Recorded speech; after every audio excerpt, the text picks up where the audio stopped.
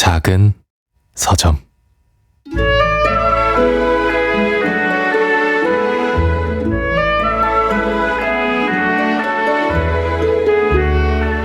나에게 제주 탐험은 발견되고 잊히는 제주의 원형을 찾는 탐험이다.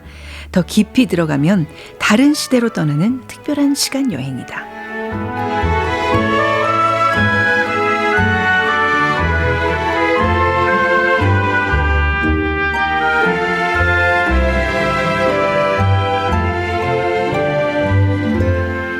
안녕하세요. 작은 서점 최현정입니다. 오늘은 문경수 작가의 책 문경수의 제주과학탐험 프롤로그 문장으로 문을 열었습니다. 저자는 관광지로 인식되고 있는 제주가 여전히 탐험의 매력이 가득한 섬이라고 얘기합니다. 우리가 제주를 자연이 살아있는 곳이라고 말하면서도 그 자연이 가진 이야기를 그냥 지나치고 있지 않은지 돌아보게 되는데요.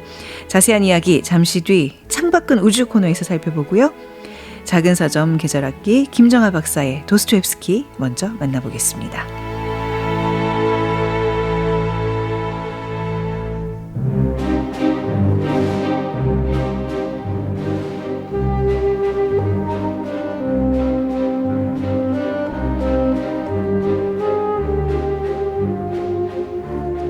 올여름 도스토옙스키의 고전 속으로 빠져보면 어떨까요? 작은 서점 계절학기 김정아 박사의 도스토옙스키 두 번째 수업 시간입니다.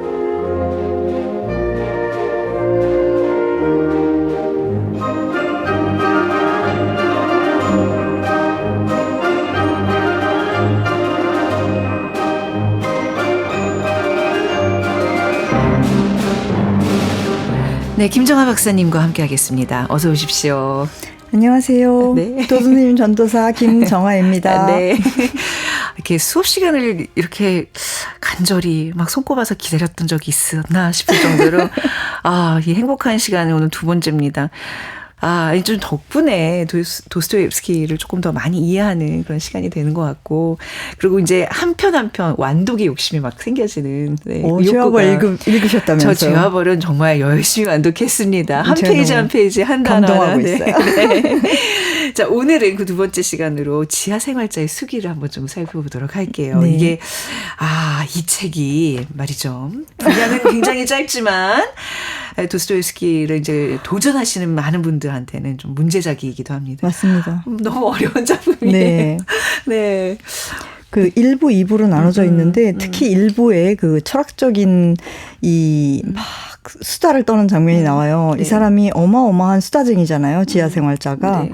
그래서 그 1부가 진짜 어려워요. 근데 1부가 왜 어렵냐면 네. 우리가 모르는 얘기들이 막 너무 많이 나와요. 뜬금없이. 네. 왜 갑툭튀라고 하잖아요. 네. 네. 그 갑툭튀 이야기들이 너무 많이 나와요.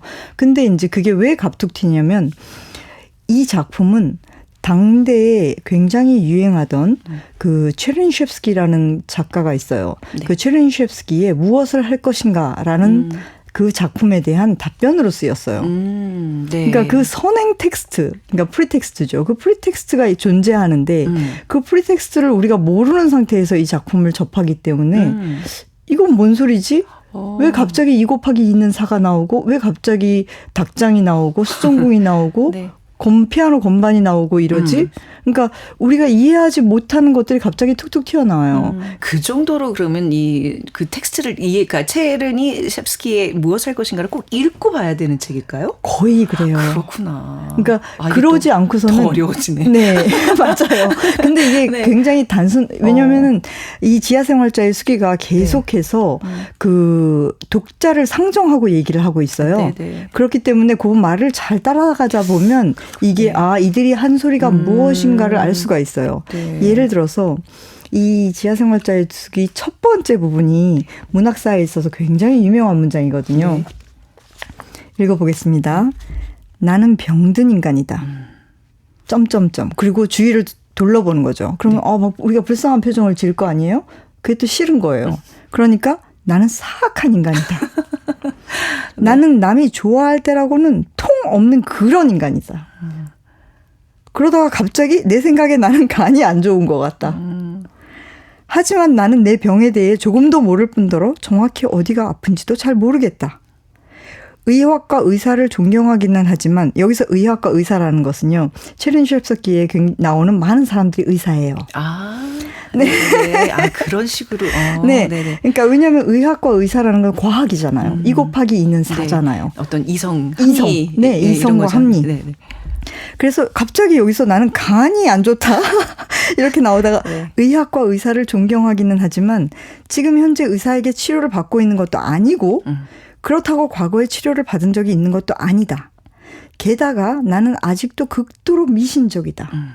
뭐 의학 같은 걸 존경할 정도로 미신적이라는 소리다. 갑자기 의학이 미신이 된 거죠. 네네. 그래서 미신적이 되지 않을 만큼 교육도 충분히 받았지만 그럼에도 불구하고 나는 미신적이다. 여기에 굉장히 많은 것이 나와요. 그러니까 이 지하생활자가 굉장히 교육을 많이 받은 사람이라는 걸 알 수가 있죠. 그렇군요. 그냥 중언부언 약간 정신분열에 가까운 얘기를 늘어놓는 독백이라고 생각했는데 이거를 그 앞에 텍스트를 보고 이렇게 얘기하니까 나름 굉장히 그 위트 있는 그렇죠? 굉장히 철학적인 이야기들이군요. 굉장히 시니컬한 사람이에요. 몰랐네. 그리고 또 하나 그 뒤에 아니 내가 의사에게 진찰을 받지 않는 것은 순전히 증오심 때문이다. 아마도 이런 심보를 여러분은 잘 이해하지 못할 것이다. 네. 그러나 뭐 좋다. 나는 알고 있으니까. 물론 이 경우 내 증오심으로 누구를 괴롭힐 수 있는지 여러분에게 설명한 재간은 없다. 근데 이게 여기에 정말 모든 게 다 들어가 있어요. 이 문장에. 그렇군요. 네. 왜냐하면 이 체르니첵스키의 그 무엇을 할 것인가 벌써 제목 자체가 제목이 모든 걸 말해주고 있어요. 그것도. 네. 뭐냐면 정말 체르니첵스키는 사전을 쓰고 싶어 했어요. 실제로는. 그러니까 내가 저 사람을 좋아하는데 고백을 할까 말까. 그럼 그 사전을 찾아보면 해라 말아라. 이런 식으로 인간의 모든 행동을 규정할 수 있는 사전을 쓰고 싶어 했어요. 네. 그래서 체르니첵스키에서는 새로운 시대의 사람들의 이야기라고 써 있어요. 그 부제가.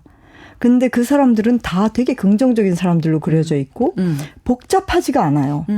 그리고 그런데 이제 여기 보면은 앞에 맨 처음에 퓨도르 도스토옙스키가 나는 뭐라고 했어요. 9세대, 전 세대의 대표자 중 하나다라고 얘기를 했죠. 그러니까 나는 새로운 시대의 사람이 아니라는 거예요. 이거 역시 처음부터 체르니첵스키의 그 무엇을 할 것인가에 대한 이제 반영인 거예요. 그럼에도 불구하고 나 같은 사람이 지하실에 엄청 많거든? 이 소리예요, 지금.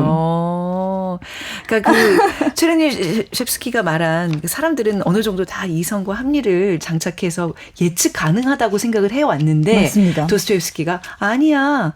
사람은 그렇게 예측 가능한 존재가 아니야. 그렇죠. 나 자유와 의지가 있고 얼마든지 삐뚤어질 수 있어. 한번 보여줄게. 맞습니다. 제가 정확하게 이해했어요. 맞아요. 네. 재밌죠. 그러면 이제 이 사람이 하는 말이 그 이해가 가는 거죠. 그렇네요. 예를 들어서 역시 의사에게 치료를 받지 않는 것은 확실히 증오심 때문이야. 그러니까 의사라는 것은 그 새로운 시대의 사람들, 체르니첵스키적인 사람들이죠. 근데 난 너네한테 안 가. 니네한테 안 간다고 해서 너네한테 폐를 끼치거나 너네한테 해를 주지 못한다는 건 나 알고 있어. 해를 입는 사람은 나라는 걸 알고 있어. 그럼에도 불구하고 나는 증오심 때문에 안 가. 그 말은 건 뭐냐면 체르니첵스키적인 인간들 이때 정말 어마어마하게 유행이었고 이때 당시에 그러니까 1860년대에 20대인 사람들에게 거의 이 무엇을 할 것인가는 거의 바이블 수준이었어요. 성경. 네. 근데 도 선생님이 그 사상을 본인이 20대 즉 1840년대에 갖고 있었잖아요. 근데 그것이 말도 안 되는 사상이라는 걸 너무나 인간을 얄팍하게 생각했다는 걸 구구절절히 깨닫고 왔잖아요. 몸으로. 네. 그렇기 때문에 이제 여기서 얘기를 막 하는 거예요. 그러니까 나는 병든 인간이고 심술궂은 인간이고 그러니까 내가 이런 사람이야. 근데 이런 사람이 나만 있는 게 아니거든. 지하실에 엄청 많거든. 재밌다. 어떤 그 정말 우리가 생각했던 인간의 본성은 막 균열을 내는 거잖아요. 네. 짓궂다 이분. 그런 생각이 좀 드네요. 되게 매우 짓궂으면서 그러면서도 진리가 들어있는 거죠. 근데 이제 이 1860년대에 이 이제 그 20대였던 이 사람들, 체르니첵스키를 추종했던 많은 20대의 그 사람들은 체르니첵스키는 뭐라고 생각을 했냐면 인간은 자신에게 이익이 되는 것이 뭔지를 안다면 절대로 나쁜 짓을 하지 않을 것이라는 거예요. 인간이 나쁜 짓을 하는 것은 네. 자신의 진정한 이익이 무엇인지 모르기 때문이다. 네. 라고 얘기를 했어요. 그래서 모든 사람의 이익이 다 계산이 되면 그 다음에는 이 세상에 나쁜 일이 없을 거다라고 얘기를 했어요. 네. 근데 이제 거기에 대해서 뭐라고 얘기를 하냐면 무슨 젖먹이 같은 어린애 소리냐. 무슨 아무것도 모르는 천진한 어린애 같은 소리냐. 그래. 첫째 유사 이래 인간이 진정으로 자기의 이익 하나만을 위해 행동한 신뢰가 있냐? 없다라는 거예요. 사람들은 뻔히 알면서도 즉 자신의 진정한 이익이 뭔지 아주 잘 이해하면서도 그것을 옆으로 제쳐놓고 네. 위험과 유행을 찾아 다른 길로 뛰어들어갔음을 증명해주는 수백만 개의 사실들이 있다. 그걸 어떻게 부정할 거냐. 게다가 그들은 누구한테서도 네. 또 무엇으로부터 강요당해서 그렇게 하는 게 아니라는 소리죠. 그러면서 한다는 소리가 이익이라는 개념은 이 체르니첵스키의 무엇을 할 것인가 그의 철학책에 있어서 가장 최고위의 그런 사상이에요. 네. 그런데 여기서 이익? 네. 이익이라는 게 대체 뭐라고? 여러분은 인간의 이익이 진정 무엇인가를 정확하게 정의할 자신이 있는가? 그런데 만약 인간의 이익이 때로는 자신에게 유리한 것이 아니라 불리한 것을 바라는 데 있을 뿐만 아니라 진정한 이익이란 반드시 거기에 있는 것이라면 어쩔 것인가. 만약 그렇다면 그런 경우가 하나라도 있을 수 있다면 네. 너의 그 법칙 자체가 무로 돌아가는 거 아니냐. 여러분은 어떻게 생각하느냐. 그런 경우가 있을까? 여러분은 지금 나를 비웃고 있군. 그래 비웃어도 좋다. 여기서 네. 하는 여러분은 네. 체르니첵스키의 네. 추종자들을 얘기하는 그쵸. 거예요. 네, 네. 그들한테 답을 네. 하는 거니까. 하지만 다음 질문에는 대답해봐라. 즉 인간의 이익이라는 것이 완전히 정확하게 계산되어 있는가? 계산하려고 했어요. 실제로. 즉 어떤 종류에도 포함되지 않을 뿐만 아니라 근본적으로 포함될 수도 없는 그런 이익들이 있지 않겠는가? 바로 이게 문제인데 거의 누구에게나 그의 최상의 이익보다도 더욱 소중한 뭔가가 정말로 있다. 라는 거예요. 그게 바로 뭐냐면 자유의지라는 거예요. 자유의지 굉장히 중요한 그 굉장히 개념이죠. 네, 이 책에서. 여기서 네. 굉장히 중요한 개념이죠. 네. 그래서 이렇게 이제 계속 얘기를 하는 거예요. 네, 그러면서 네. 너희가 이익을 굉장히 최고의 그런 인간을 규정하는 인간의 행위를 규정하는 것이라고 두는데 그러면 우리가 지금 아까 얘기했잖아요. 거기에 해당한 반대되는 하나의 예만 있어도 너의 이론은 다 꽝이다. 그래서 지금 여기에 우리가 굉장히 추악하다고 생각하는 굉장히 불편한 옆에 두고 싶지 않은 지하 생활자가 나오죠. 네네. 이 사람의 존재 자체가 그들의 이론을 네. 반박하는 거예요. 그러니까요. 네. 사실 지금 여기서 지금 이 긴 독백을 하고 있는 이 분이 이 아저씨가 40살이에요. 네, 맞아요. 40살인데 20년 가까이 지하 생활을 하면서 사람들과의 관계를 다 끊고 맞아요. 혼자 계속 주저주저 이런 얘기를 해요. 그래서 전 진짜 이 배경을 모르면 그냥 정신 이상자라고 생각하고 좀 그렇죠. 약간 반사회적인 인격 장애를 가진 사람이라고만 생각했는데. 근데 반사회적인 인격 장애자 맞아요. 그렇죠. 네.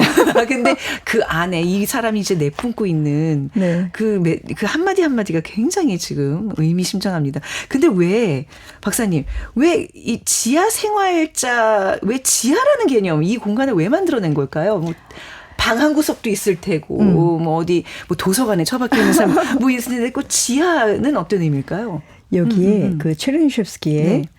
서는 그러니까 퓨리에리즘이라고 해가지고 네. 공상적 사회주의자예요. 네. 체르니첵스키가. 네.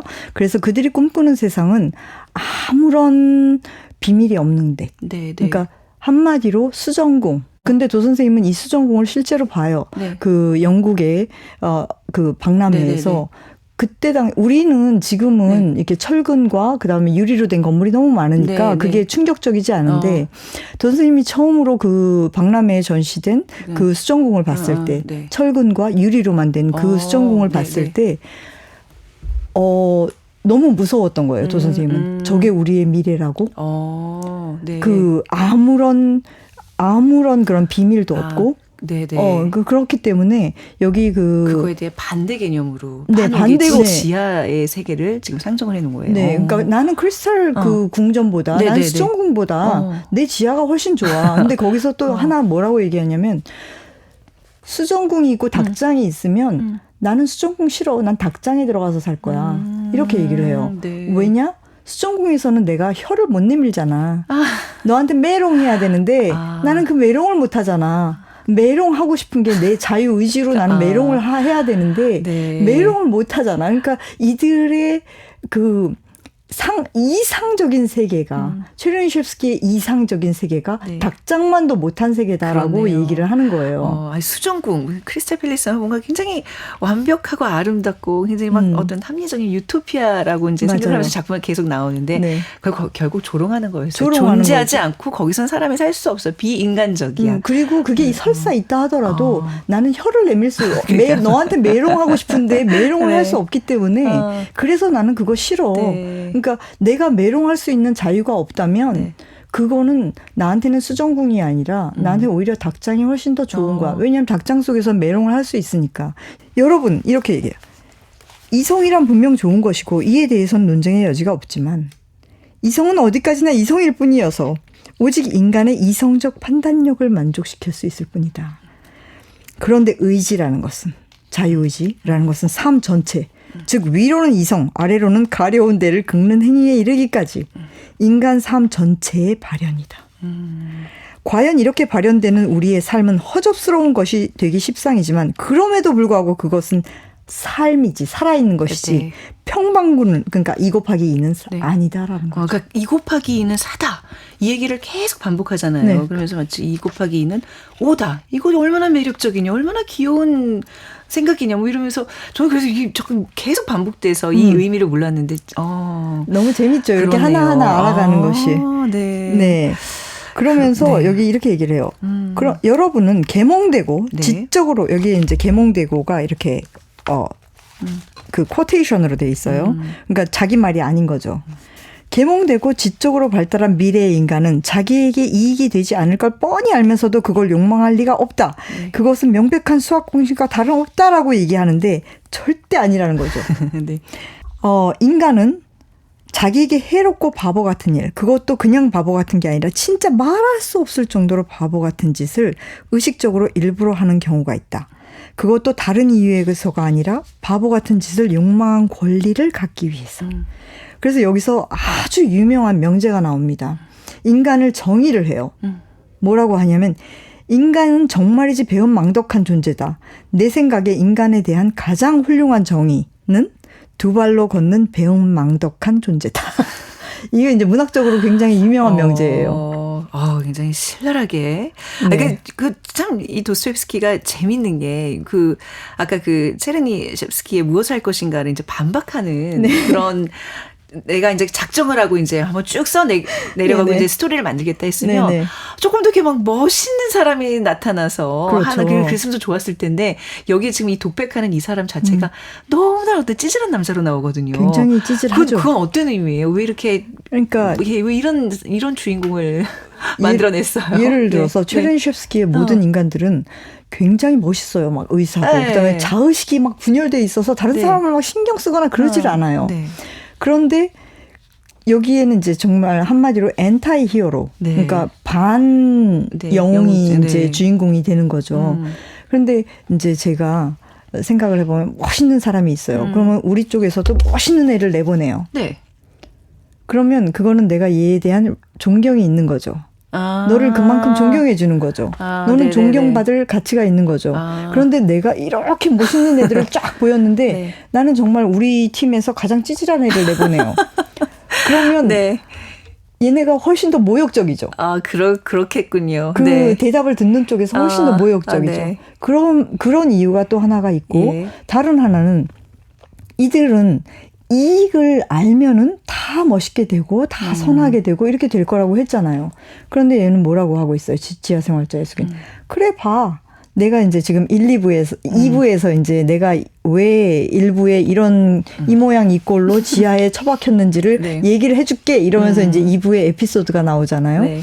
그런데 그 에피소드를 보면 거기 어디에도 자기의 이익에 상응해서 행동하지 않는 자신의 모습을 보여줍니다. 네. 그러니까 이 지하 생활자의 수기의 그 지하 생활자의 그 존재 자체가 이 찌질하고 굉장히 비이성적인 존재 자체가 네. 그 체르니첵스키의 그 이익이라는 그 이론을 그냥 부서뜨리는 거죠. 그렇군요. 그러니까 이제 1부와 2부로 나눠져 있는데 1부는 지금 계속 얘기해 주신 이 지하 생활자가 이제 인간과 자유의지에 대해서 끝없이 철학적인 이야기들을 하고 있고 맞아요. 2부는 이제 자기 젊은 시절에 대한 경험들을 들려주잖아요. 그래서 사실 2부 얘기들을 다 많이들 기억하고 계세요. 그렇죠. 거기서 이제 특히 나오는 그 장교와의 에피소드. 맞아요, 그 복수심에 막 부글부글 하면서 이제 내가 언젠가 갚아줄 거야 하는 그 주인공의 마음. 그리고 저는 진짜 왜 너무 이 사람이 찌질하다고 생각했던 게 그 리자, 그 매춘부 여인을 대하는 맞아요. 그 태도 있잖아요. 약자한테 턱없이 못되고 비굴하고 자기가 약간 좀 비참한 어떤 장면을 들켰다고 해서 이 여자를 계속 울리고 막 모욕 주고 너무 이게 너무 힘들 정도로 저 옆에 있으면 진짜 막 큰 소리로 벌어 혼내주고 싶은 그런 인간상이거든요. 근데 그게 이제 일부러 장치적으로 일부러 더 그런 캐릭터를 내세운 거라니. 네. 또 무릎을 치면서 또 이해를 하게 됩니다. 근데 굉장히 네. 현대적이라는 생각 들지 않으세요? 그쵸. 인셀이잖아요. 요즘 네. 요즘 얘기하는 그 여성 혐오주의. 그렇죠. 인셀이잖아요. 네. 네, 그래서 이게 도 선생님의 작품이 네. 이게 참 몇백 년 전에 쓰여진 거지만 굉장히 현대적이에요. 오늘날에 갖다 놔도 이게 바로 옆에 있는 사람 같은 거죠. 그러니까요. 네. 네네. 그래서 이제 일부의 철학적인 장면이 끝나고 일부가 아주 어려워요. 그냥 근데 읽으시기에는. 지금 풀이해 주신 것만으로도 너무 큰 도움이 될 것 같아요. 네, 너무 재밌죠. 근데 이렇게 읽으면 재밌어요. 네. 그래서 제가 도 선생님 작품이 다 재밌다고 얘기하는 거예요. 그래서 일부에서 이제 아주 철학적으로 다 얘기를 해요. 네. 내가 이 모양 이 꼴로 지금 지하실에서 20년간 처박혀 있는 이유가 네. 뭔지 알아? 2부에서 내가 이런 꼴을 당했기 때문이야. 네. 이러면서 자기 딴에는 변명이라고 이제 2부의 에피소드들을 얘기를 하는 거예요. 네. 그래서 2부 에피소드는 그래도 에피소드별로 돼 있기 때문에 좀 맞아요. 쉽죠. 네. 그래서 하나의 그 장교와의 에피소드를 보면은 이것도 역시 그 체르니첵스키의 무엇을 할 것인가에 대한 답변이에요.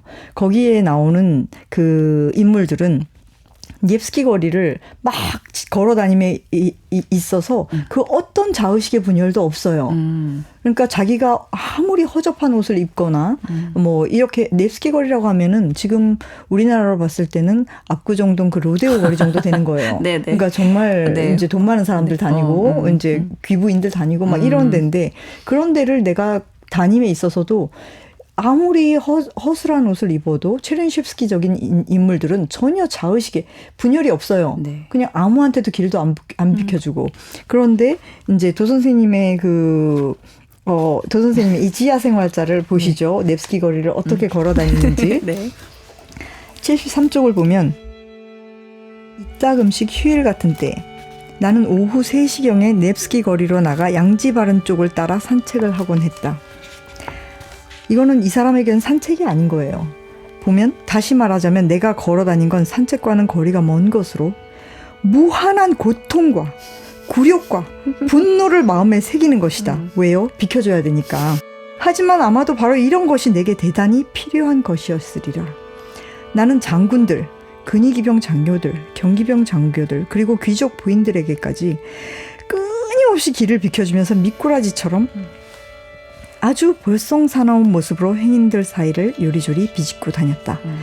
바로 이런 순간에 내 옷차림이 얼마나 궁상맞은지, 요리조리 비집고 다니는 내 꼴이 얼마나 궁상맞고 천해 보이는지 생각만 해도 심장이 찢어지는 듯한 고통을 느꼈고 네. 등이 확 달아오르는 듯한 수치심을 느꼈다. 그럼에도 불구하고 똙스키 거리에 나와 어슬렁거리고 있는지, 그러니까 대체 왜 어슬렁거리고 있는지 난들 어찌 알겠는가. 그러니까 내 이익에 반대된다는 얘기를 그렇죠. 계속 하는 거예요. 네네. 나는 내 이익에 반대되는 행동을 계속 한다. 하지만 나는 그저 기회만 있으면 그곳에 이끌려 가곤 했다. 그러니까 이 사람에게 있어서는 네. 이게 이제 굉장히 유명한 유명한 장면이에요. 이 사람은 똙스키 거리를 다니는 게 그냥 다니는 게 아니에요. 온갖 굴욕을 씹으면서 내가 모든 사람에게 길을 비켜줘야 돼요. 왜? 내 행색이 초라하기 때문에. 그러니까 이런 계속 남의 의식을 신경 쓰고 이렇게 네. 사는 사람이죠. 그러던 이 사람이 어느 날 밤에 이렇게 지나가는데 갑자기 위에 선술집에서 어떤 사람이 그 창문에서 이렇게 던져지는 걸 보게 돼요. 네. 그러니까 갑자기 나도 너무 던져지고 짐을 당하고 싶은 거예요. 그 네. 모욕을 내가 받고 싶은 거야. 그래서 거기를 올라가요. 그런데 그 장교가 얘를 안 던지고 거의 파리처럼 옆으로 그냥 네, 밀쳐요. 밀치죠. 네네. 네. 더 모욕을 받은 거예요. 나는 던져짐조차도 받을 수 없는가? 이래가지고 복수를 해야 되겠다. 네.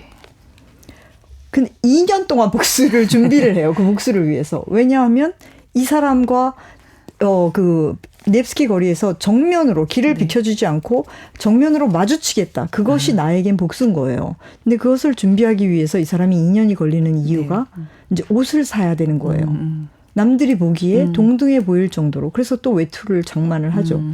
그런 것들을 다 하면서 2년이 걸리는 네. 그때 나는 몇 번을 시도를 하지만 실패를 하죠. 그래서 나는 안 되겠다. 이러던 찰나에 어깨를 딱 부딪혀요. 네. 성공을 했어요. 네. 그런데 아픈 사람은 오히려 나죠. 네. 그 사람은 훨씬 크기 때문에. 그럼에도 불구하고 나는 행복해요. 박사님 그리고 작품에 계속 가드가야 이스티나? 가드가야 이스티나 맞아요. 그러니까 그게 계속 반복되잖아. 이게 이제 지긋지긋한 진실. 그러면 여기 이 작가가 도스토옙스키가 말하는 그 지긋지긋한 진실은 무엇일까요? 지긋지긋한 진실이라는 것은 그러니까 너희가 그 체렌시옙스키한테 또 얘기를 하는 거예요. 그런 거예요. 예. 너희가 생각할 때 그러니까 체렌시옙스키의 무엇을 할 것인가의 그 부제목으로 새로운 세대의 사람들이라는 게 이제 써 있는 거죠. 완벽한 사람들, 아름다운 사람들. 근데 너희가 생각하는 것처럼 이렇게 인간이라는 것은 그렇게 고결하지도 않고 그렇게 합리적이지도 않다. 그러니까 선해지고 싶은 마음이 있을지는 몰라도 악함도 같이 갖고 있고 사랑받고 싶지만 사랑을 스스로 망치는 그런 결정을 내리기도 하고 자유롭고 싶지만 또 자기 열등감에 노예이기도 하고 이것이 바로 지긋지긋한 진실이다라는 거죠. 그래서 이 가드가야 이스티나라고 하는데 이 지긋지긋한 진실은 그냥 그게 바로 진실이라는 거지. 너희가 생각하는 것처럼 이익에 따라서 모든 게 계산되는 자기 이익을 알면 모두가 선해지는 그런 것은 말도 안 되는 소리다라는 거예요. 그러니까 지금 얘기를 쭉 들어보니까 이게 또 오늘날 우리가 읽어서 또 이렇게 느끼는 감동이 있는 게 인정하고 싶지만 않지만 내 내면에 다 그 지하 세계에 사는 그 인간의 모습이 다 있어요. 네, 맞죠. 항상 숨어 살고 싶은데 그러면서 나 스스로 굉장히 비하하고 아까 전에 주인공처럼 그리고 가끔은 외부 세계에 나와서 인정받고 싶어요. 근데 거기서 충분한 인정을 받지 못하고 또 모멸감을 느끼면 또 가서 숨고 또 맞아요. 복수를 꿈꾸고 맞아요. 네, 맞아요. 네 그런 것들이 계속 반복되는 게 결국 인간이고 그렇죠. 그런 인간들이 결코 이성적이지도 않고 합리적이지도 않는데 어떻게 우리가 인간을 정의할 수 있겠느냐. 맞습니다. 이런 메시지가 아닐까 싶어요. 그렇죠? 네. 그러니까 인간을 너무 쉽게 너희가 그 이익이라는 거 하나로 인간을 너무 쉽게 규정한다. 인간은 그렇게 합리적인 동물이 아니야. 합리적인 존재가 아니야라는 거를 처음부터 끝까지 보여주고 있는 거예요. 근데 요즘 박사님, 그러니까 인공지능, 빅데이터 뭐 이런 이제 기술들이 나오면서 우리가 사람을 많이 규정하잖아요. 데이터를 통해서 어떤 인간에 대한 본질을 과학적으로, 합리적으로 파악하려는 그런 움직임들이 많고 앞으로 계속 이어질 텐데 그런 현대사회에도 좀 시사하는 바가 분명히 있네요. 저는 그렇다고 생각합니다. 그러니까 도 선생님은 그 도 선생님 작품이 그 시베리아를 다녀오셔서 쓴 모든 작품들에는 그러니까 약간 단순한 이 사람은 착하기만 하다. 이 사람은 약간 진짜 뭐 선한데 그냥 힘이 없다. 제부슈킨처럼 그런 사람은 나오지 않아요. 그러니까 사랑도 그냥 내가 너를 사랑하네, 얘가 나를 사랑하네. 그러는 아주 명료한, 심플한 그런 사랑은 없습니다. 네. 다 애증. 네. 막 이런 것들이 다 그죠. 겹쳐 있고 또 삼각관계, 사각관계, 뭐 오각관계 이렇게. 네. 가드가야 이스티나. 이거 외워서 좀 써먹고 다니고 싶어요. 지긋지긋한 진실. 그것이 바로 그 진실의 본질이다. 라는 거. 자, 자, 작은 서점 계절 아끼는 두 번째 작품으로 지하 생활자의 숲이 오늘 살펴봤는데요. 그 어렵다는 지하 생활자의 숲이 일부를 이렇게 아주 깔끔하게 이해시켜 주셔서 거의 지금 주입식으로 들었는데도 너무 정말 그 통찰력에 너무 유쾌하고 재밌었습니다.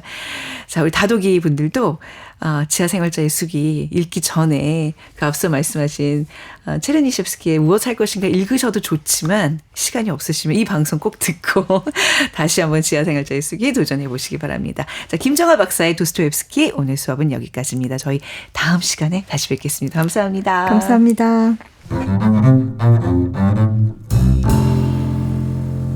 작은 서점.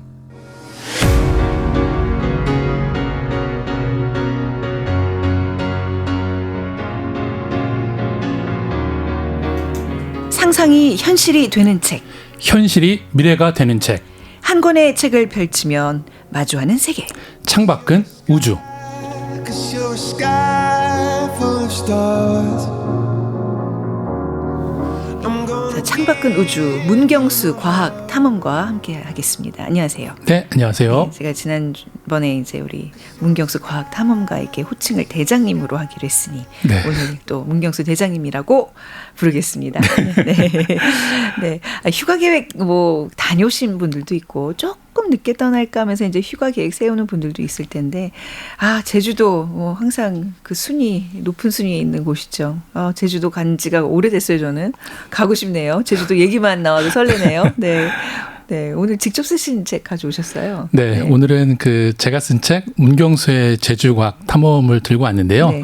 사실 이 제주도에 관련된 여행책자라든지 네. 인문교양서는 되게 많은데 이 제주에 좀 과학적인 시선으로 접근하는 책들은 없는 것 같아서 제가 이제 쓴 책입니다. 네, 요게 좀 난이도가 그 청소년들 초등학생들이 봐도 좋은 책인가요? 그럼요. 초등학생들이 네. 봐도 아무 문제 없고요. 네네. 오히려 초등학생들이 보면은 질문이 더 높아지는 수준이. 그러니까요. 네, 아이들이 아는 게 많습니다. 여행 떠나기 전에 꼭 읽히고 갔으면 좋은 그런 책입니다.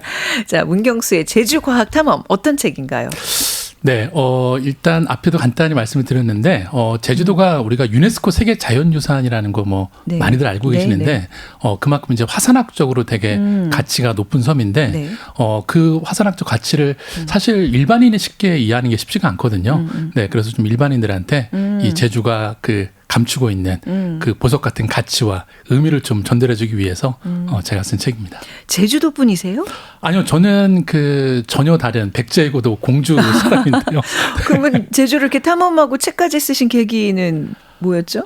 네. 사실 제가 탐험을 오래 하다 보니까 네. 외국 나갈 때마다 외국 과학자들한테 제주의 가치에 대해서 역으로 되게 많이 들었어요. 들었다고요? 네. 그분들한테? 특히나 화산학자 이런 분들은 네. 제가 제주에서 왔다라고 한국에서 왔다라고 소개를 하면은 제주도 갔다 왔냐라는 이런 얘기를 빼놓지 않고 질문하더라고요. 네. 그래서 도대체 뭐가 그렇게 우리는 그냥 여행 가는 섬이고 네. 그냥 가까이 있는 그런 곳으로만 알았는데 어떤 가치가 있을까 늘 이제 마음의 짐처럼 가지고 있다가 우연치 않게 하와이. 네, 하와이가 이제 제주랑 비슷한 섬으로 많이 알려져 있는데 그 하와이에서 만났던 80을 넘으신 노 화산학자분이 나는 정말 죽기 전에 마지막 소원이 네. 제주도 가보는 거다. 아니에요. 네, 이 얘기에 방점이 찍혀서 야 이거 안 되겠다. 이거를 빨리 좀 정리를 해서 나도 좀 배우고 네. 많은 분들께 좀 알려드리고 싶다. 이게 얘기가 됐죠. 우리 다 하와이 한번 가보는 게 소원인데 그분은 역으로 다녀가셨을까요? 그분께서는? 근데 그 당시 가시면 되지 않냐 그랬더니 글쎄, 네. 이제 고령이라서 몸이 불편해서 장거리 비행이 안 된다. 아이고. 이 말씀 하시더라고요. 책을 이렇게 영어로 번역해서 선물로 좀 드리는. 꼭 그래야겠습니다. 진짜. 늦기 전에. 네. 제주도가 이제 유네스코 세계 자연유산이라고 말씀하셨는데 이게 제주도 전체가 자연유산으로 지정된 건가요? 네, 사실 이 세계 자연유산, 세계 문화유산 네. 많은 분들이 이 명칭도 많이 이제 헷갈려 하시는데. 세계 또 지질유산 이런 그렇죠, 맞아요. 걸로도 네, 타이틀이 되게 많이 있는데요. 일단 제주도는 유네스코 세계 자연유산이고요. 네. 그리고 모든 구역들이 다 이제 자연유산으로 포함된 건 아니고 이제 한라산, 네. 네, 그리고 동쪽에 있는 성산 일출봉, 그리고 거문오름이라는 그 큰 오름이 분화해서 만든 이런 용암 동굴들, 네. 이 세 가지를 묶어서 제주가 제주 화산섬과 용암 동굴이라는 타이틀로 네. 2007년도에 네. 세계 자연유산에 등재가 됐기 때문에 요 세 구역들이 핵심 구역이라고 볼 수가 있죠. 그 구역들이 조금 점차 늘어날 수도 있겠네요. 앞으로. 맞습니다. 네. 이게 세계자연유산이 한 번 지정됐다고 해서 끝까지 가는 게 아니고요. 네. 6년마다 재심사를 합니다. 그래요. 네, 얼마나 네. 연구를 착실히 하고 있는지 보존은 되고 있는지 네 그렇기 때문에 또 그렇게 6년 지나고 나서 또 확대할 부분이 있으면 네. 또 추가 확대가 되기도 하죠. 네. 자, 이 책의 부제가 탐험가가 발견한 7가지 제주의 모습이에요. 딱 7단락으로 나눠주셔서 또 이렇게 얘기하기도 굉장히 편합니다. 먼저 7가지가 무엇인지 네. 간단하게 좀 먼저 소개 좀 해주실까요? 네, 이 7가지의 기준을 나누면서 네. 제가 좀 이런 생각을 해봤어요. 내가 만약에 아무것도 모르는 일반인인데 이 제주를 좀 탐험해보고 싶다.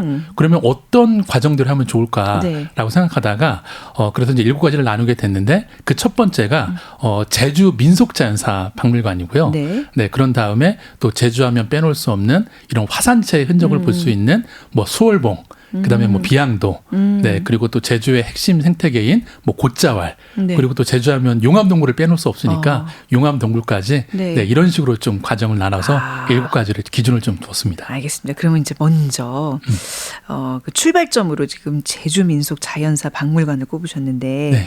그렇게 제주도를 많이 가도 이런 왠지 박물관 좀 잘 안 가게 되거든요. 근데 그렇죠. 어떤 곳이에요, 여기가? 네, 우리가 그 아마 조금 연배가 있으신 분들은 네. 그 아마 수학여행 가셨을 때 첫 번째 방문지가 여기였을 겁니다. 근데 네. 우리 다 버스에서 자느라고 갔다 네. 왔나? 네. 이랬을 텐데 갔다 왔나 진짜 저도. 분명히 갔을 겁니다. 네, 네, 네.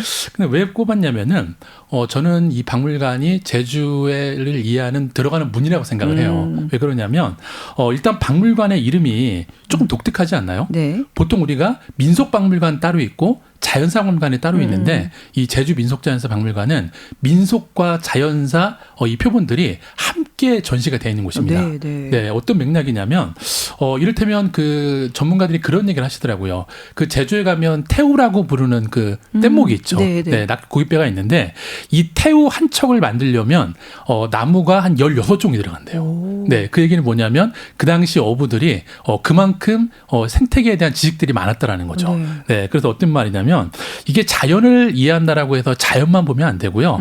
실제 이 자연의 어떤 모습들이 어떻게 제주 사람들의 일상과 연결이 되어 있는지 네, 그걸 보기에 너무나 좋은 곳이고 그리고 또 제주가 너무 큰 지역입니다. 네. 우리 서울 면적의 거의 3배 크기나 되다 보니까 그 모든 곳들을 다 둘러보기가 쉽지 않은데 또 친절하게 이렇게 전문가들이 가장 좋은 표본만 네. 비 맞지 않게 정말 레스토랑의 메뉴판처럼 잘 정리해 놓은 곳이기 때문에 네. 여기를 무조건 꼭 첫 번째로 들리시면 도움이 될 것 같아요. 여기는 로비에 들어서면 5m 정도의 상갈치 표본이 있다면서요? 네, 맞습니다. 네. 어떻게 갈치가 5m나 돼요?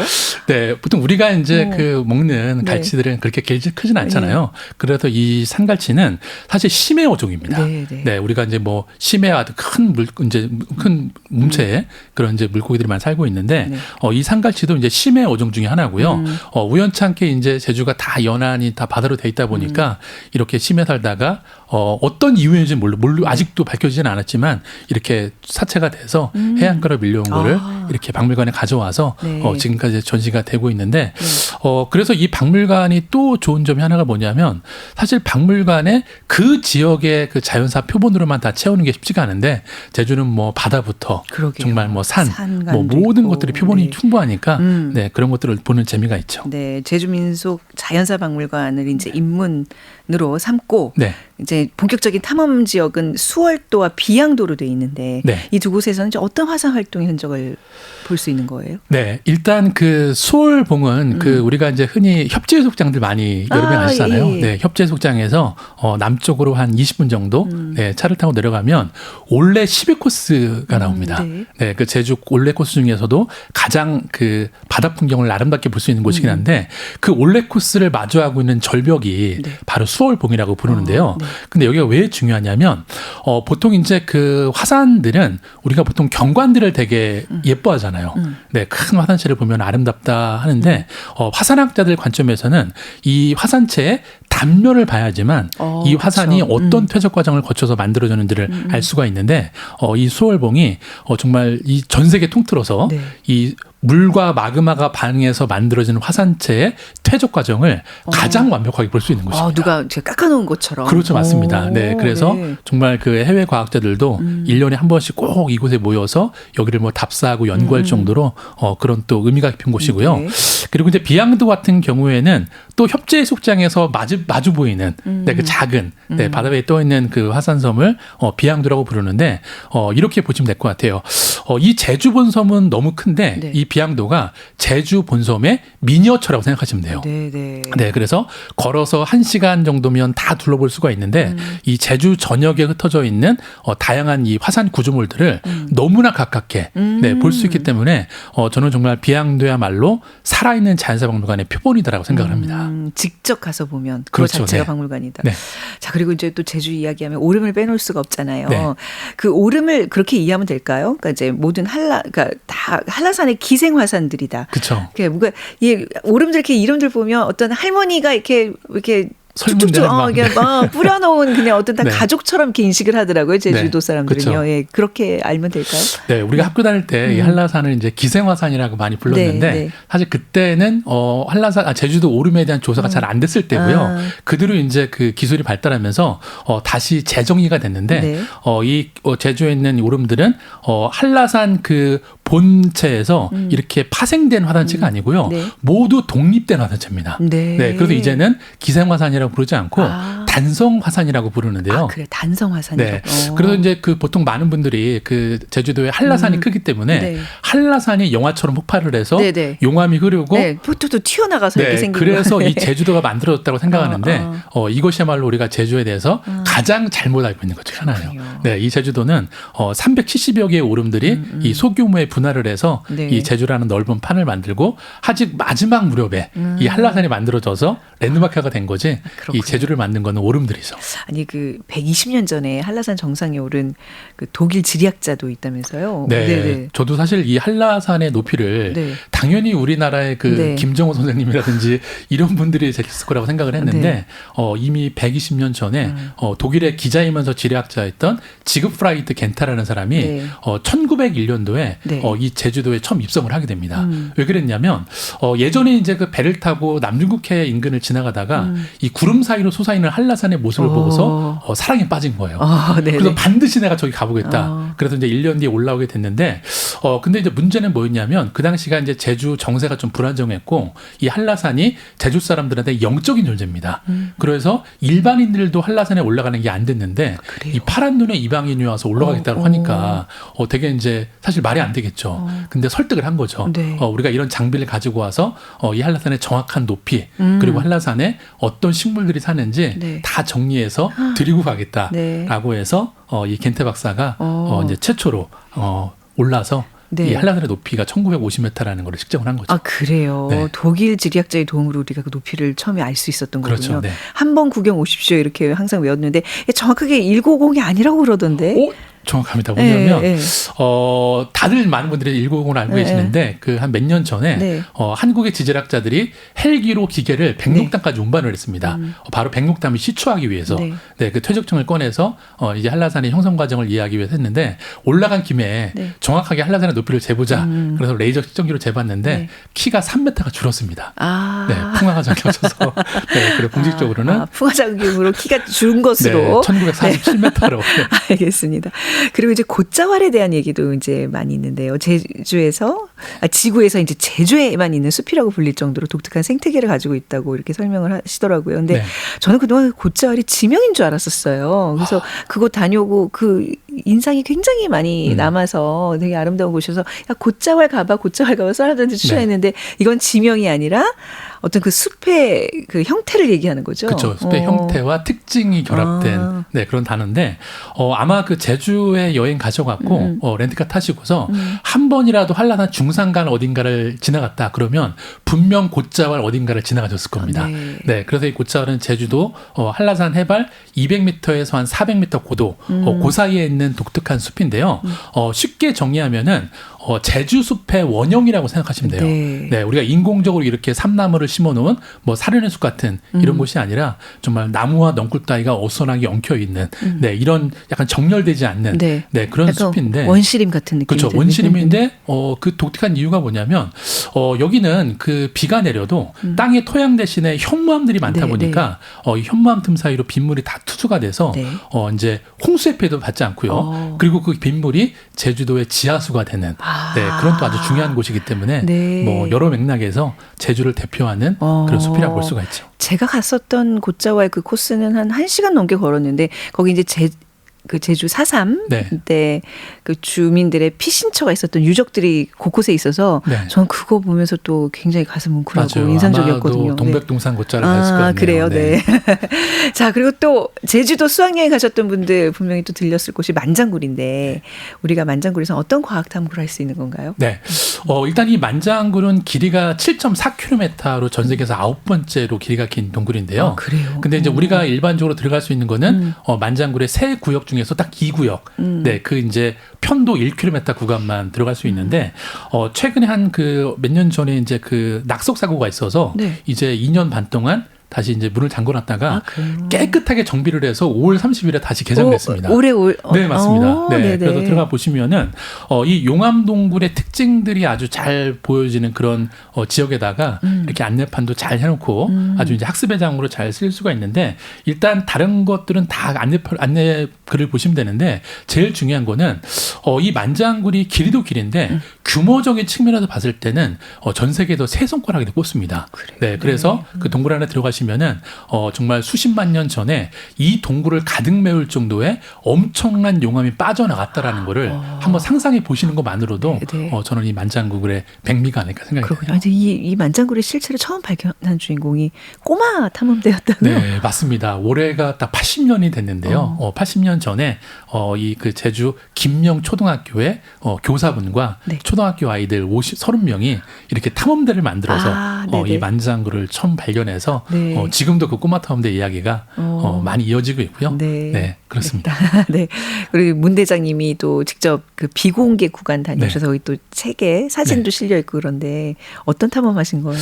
네, 일단 이 만장굴 비공개 구간은 정말 보존이 잘 되어 있는데요. 네. 물론 이제 그 보존 자체도 중요하지만 또 놀라운 거는 사실 그 우리 요즘에 이제 우주 탐사 이야기를 많이 하고 있는데 앞으로 인류가 달이나 화성에 갔을 때는 네. 처음부터 이렇게 표면 위에서 살 수가 없습니다. 네, 방사선도 심하고 이제 운석도 많이 떨어지기 때문에 자 그래서 이제 현실적으로는 동굴 안에다 이제 기지를 만들어야지만 네. 이 동굴의 천장이 운석과 방사선을 막아주는 네, 그런 효과를 가지고 있는데 네. 그래서 놀랍게도 요즘에 그 달을 연구하는 과학자들이 제주 만장굴에 전 세계적으로 되게 관심을 많이 갖고 있어요. 네, 달이나 화성에는 용암동굴이랑 너무나 형성 과정이 동일하다 그래요? 보니까. 네. 네, 그래도 실제로 저도 이제 어떤 실험을 하고 있냐면 네. 이제 우리나라도 한 10년쯤 뒤에는 달에 네. 나사처럼 바퀴가 달린 달 탐사 로봇을 보낼 건데 그 로봇에 시제품을 만들어서 네. 지금 몇 달에 한 번씩 그 안에서? 만장굴 비공개 구간에서 테스트해요? 테스트를 하고 있습니다. 그렇군요. 네. 그래서 꼬마 탐험대가 80년 전에 네. 처음 탐험을 했던 곳에 지금은 달 탐험 로봇이 들어와서 또 다른 또 미래를 탐험하고 있다. 또 그런 연구들이 네. 이루어지고 있군요. 그렇죠. 재밌어. 이게 그냥 단순히 어디 가서 이렇게 뭐 경치를 즐기고 이런 차원이 아니라 이런 아주 세세한 어떤 과학적인 맞습니다. 그 시선으로 볼 수 있는 많은 정보들이 있습니다. 다시 한번 이 책을 읽고 제주도를 다른 눈으로 좀 보면서 걸어 다녀야 될 것 같아요. 근데 혹시 휴가철 제주에서 이제 과학 탐험을 해보고 싶은 분들 네.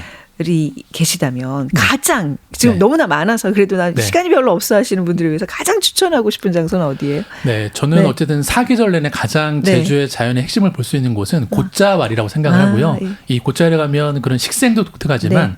그 안에 주변에 크고 작은 동굴도 많이 있고요. 네. 그리고 가끔씩 이렇게 노루 같은 그런 동물들까지 볼 수 있으니까 사계절 내내 저는 이 곶자왈을 꼭 한 번씩 들려보시면 좋을 것 같아요. 한여름 이 무더위에도 곶자왈은 좀 시원하죠. 그렇죠. 또 이 네. 따뜻한 공기가 네. 땅속에 지열에 데펴져서 네, 네. 연중 내내 네. 아주 그냥 일정한 기온이 유지되기 때문에 그러니까요. 그런 특징이 있습니다. 아니 우리 코너 제목이 창밖은 우주인데 네. 제주도에서 우주를 만날 수 있는 것도 있다면서요? 네, 맞습니다. 그 우리가 보통 네. 그 중문에서 제주시를 넘어갈 때 네. 천백도로를 이용해서 네, 네, 넘어가는데 중문 방향에서 이제 제주시로 갑니다 보면은 중턱에 옛날 탐라대학교 부지가 있습니다. 네. 네, 근데 그 옆을 딱 보시면은 정말 영화 컨택트에서 조디 포스트 배경으로 나왔던 그런 커다란 전파망원경이 있어요. 네, 우리나라 이제 천문연구원에서 운영하는 전파 천문대인데요. 네. 거기는 누구나 이제 가서 옆에서 그 모습을 볼 수가 있는데 네. 여기는 따로 이렇게 관측하는 사람이 있는 게 아니고요. 네. 대전에는 천문연구원에서 원격으로 조정을 하기 때문에 네. 그냥 누구나 가서 그 정말 건물 20층 높이의 전파 천문대가 수시로 돌아갑니다. 오. 네, 그 관측하려는 타겟을 맞춰야 되니까 네. 네, 거기에 가서 이제 해질 무렵에 이렇게 조디 포스터처럼 이렇게 헤드셋을 끼고 이렇게 노을을 바라보시면은 네. 네, 그것도 좋고 또 밤이 되면 네. 네. 그 전파 망원경의 배경으로 또 밤하늘이 펼쳐지니까 그것도 백미죠. 뭐 해양, 지질, 천문, 과학 종합 세트를 다 체험할 수 있는 곳이 제주였어요. 맞습니다. 아, 어디 호텔에서 수영 같은 것만 하지 마시고 이렇게 네. 좀 과학 탐구에도 한번 우리가 도전을 해봐야 되겠습니다. 혹시 이 책을 통해서 독자들에게 전하고 싶은 이야기 있나요? 네, 일단 그 제주가 세계 자연 유산이다 보니까 우리가 이제 계속 이제 유지하고 계승을 해야 되잖아요. 네, 그래서 많은 분들께 저는 우리가 그냥 제주 가면 편하게 볼 수 있는 자연 유산들이지만 이 유산들은 정말 오랜 풍화 과정과 난개발 속에서 기적적으로 살아남았기 때문에 네. 우리가 이렇게 마주할 수 있는 거니까 정말 제주도는 우리가 기존에 알고 있는 것보다 훨씬 귀한 섬이라는 거 꼭 기억해 주시면 좋을 것 같습니다. 알겠습니다. 자, 오늘 이 책과 어울리는 노래 네. 또 추천해 주시죠. 네, 예상하시겠지만 네, 최성원의 제주도 푸른밤인데요. 아, 너무 듣고 싶었어요. 네. 근데 그 제주도 푸른밤이라는 노래 제목과 달리 사실 노래 가사에는 밤에 대한 언급이 없거든요. 그런가요? 네, 이렇게 뭐 바다, 막 풍경만 얘기하고 있는데 저는 뭐 어디를 여행 가든지 간에 하루에 24시간의 반은 밤이기 때문에 이 제주도의 푸른 밤을 꼭 한번 느껴보시라는 의미에서 네, 최성원의 제주도 푸른 밤 골라봤습니다. 네, 창밖은 우주 오늘은 문경수 작가의 책 문경수의 제주 과학 탐험 함께 살펴봤습니다. 우리 다독이 여러분들 꼭 한번 읽어보시기 바랍니다. 오늘 말씀 감사합니다. 네, 고맙습니다. 자, 그리고 작은 서점 오늘 문 닫겠습니다. 문경수 탐험가님의 추천곡 최성원의 제주도 푸른밤 들으면서 이 시간 마무리하죠. 지금까지 아나운서 최원정이었습니다. 우리 싫어요.